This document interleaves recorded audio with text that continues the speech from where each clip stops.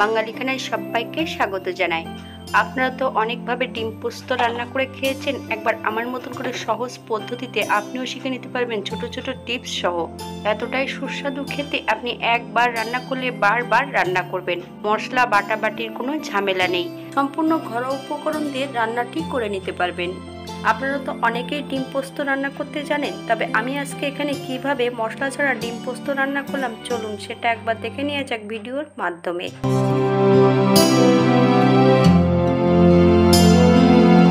এখানে আমি 5টা ডিম আগে থেকে সেদ্ধ করে রেখেছি, একই সঙ্গে আলুগুলোও সেদ্ধ করে নিয়েছি।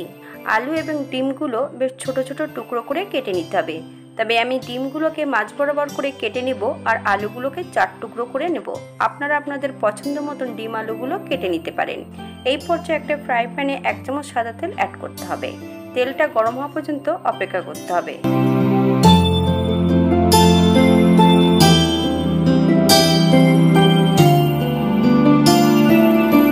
পরিমাণ মতো নুন আর হলুদ গুঁড়ো দিয়ে ডিমের টুকরোগুলো ভেজে নিতে হবে।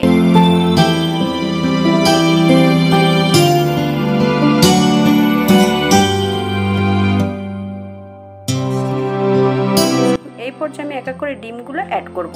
তবে আমি ডিমগুলো ছোট ছোট টুকরো করে কেটে নিয়েছি, আপনারা এর থেকে ছোট বড় করে কেটে নিতে পারেন। ডিমগুলো বেশ উল্টিয়ে পাল্টিয়ে ভেজে নিতে হবে, তবে আপনারা একবার খেয়াল করবেন যে ডিমগুলোর জন্য খোসা থেকে কুসুমটা আলাদা না হয়ে যায়।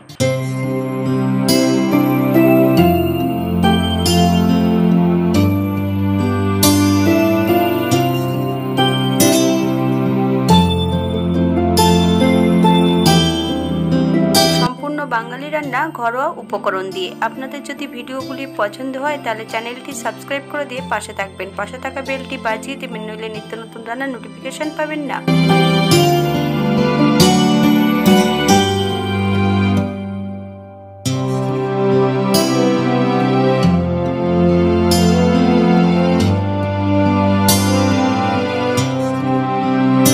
বেশ উল্টিয়ে পাল্টিয়ে ভেজে নিয়েছি, তবে আপনারা আপনাদের পছন্দ মতন ডিমগুলো ভেজে নিতে পারেন।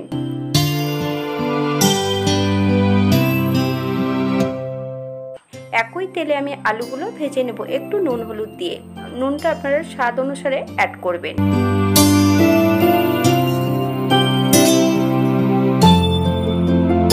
বেশ এই পর্যায়ে আলুগুলোকে তেল থেকে তুলে নিতে হবে।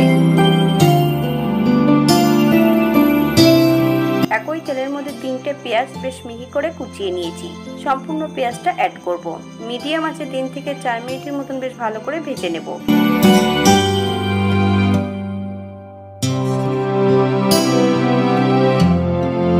এই পর্যায়ে কিন্তু আমি কড়াইতে আরেকটু তেল অ্যাড করে নিয়েছিলাম। এই পর্যায়ে অ্যাড করব 1 চামচ লঙ্কা বাটা, তার সঙ্গে 2 কোয়া রসুন বেশ মিহি করে বেটে নিয়েছি। তবে আমি এই রান্নাটিতে আদা জিরে ধনে অ্যাড করব না, আপনারা যদি পছন্দ করেন ওগুলো অ্যাড করতে পারেন। এই পর্যায়ে অ্যাড করব সামান্য একটু হলুদ গুঁড়ো আর 1/2 চামচ নুন। আপনারা স্বাদ অনুসারে নুনটা অ্যাড করবেন।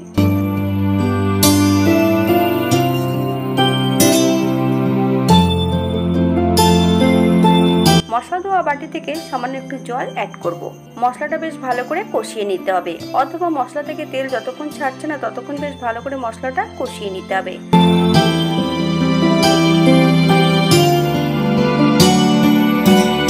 মশলা থেকে তেল ছেড়ে দিয়েছে। এই পর্যায়ে অ্যাড করব সম্পূর্ণ ভেজে রাখা আলুগুলো। 3 থেকে 4 মিনিটের মতন বেশ মিডিয়াম আঁচে আলু এবং মশলা সহ ভালো করে কষিয়ে নিতে হবে।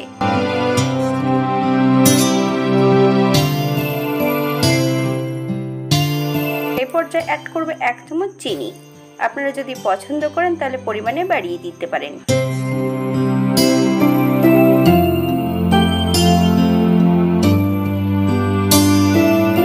এই পর্যায়ে অ্যাড করব গ্রেভির জন্য 1 বাটি জল। আপনাদের যতটা গ্রেভির প্রয়োজন আপনারা ততটা জল অ্যাড করতে পারেন, তবে এই রান্নাটি একটু শুকনো টাইপের হবে। এই পর্যায়ে অ্যাড করব 2 চামচ পোস্ত বাটা। আপনারা যদি পছন্দ করেন তাহলে পরিমাণে বাড়িয়ে দিতে পারেন। পোস্ত বাটা যখনই অ্যাড করবেন একদম লো ফ্লেমে 2 থেকে 3 মিনিটের মতন আমি লো ফ্লেমে রান্না করে নেব, তাহলে পোস্ত নিজস্ব গন্ধটা থেকে যাবে। এই পর্যায়ে অ্যাড করব ভেজে রাখা ডিমগুলো।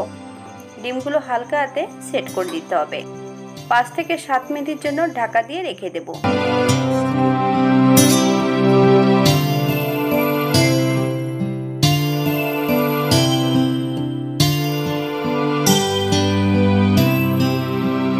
ছেড়ে নিতে হবে। এই পর্যায়ে অ্যাড করব 1 চামচ কাঁচা সর্ষের তেল। আপনারা যদি পছন্দ করেন তাহলে পরিমাণে বাড়িয়ে দিতে পারেন। তবে এই রান্নাটিতে গরম মশলা গুঁড়ো বা গরম মশলা বাটা প্রয়োজন নেই। আপনারা যদি পছন্দ করেন তাহলে অ্যাড করতে পারেন। 5 মিনিটের জন্য স্ট্যান্ডিং টাইম দিতে হবে, তারপর সার্ভ করব।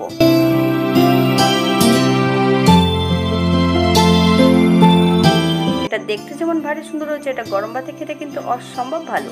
আপনারা বাড়িতে একবার একই পদ্ধতিতে বানিয়ে নিতে পারেন।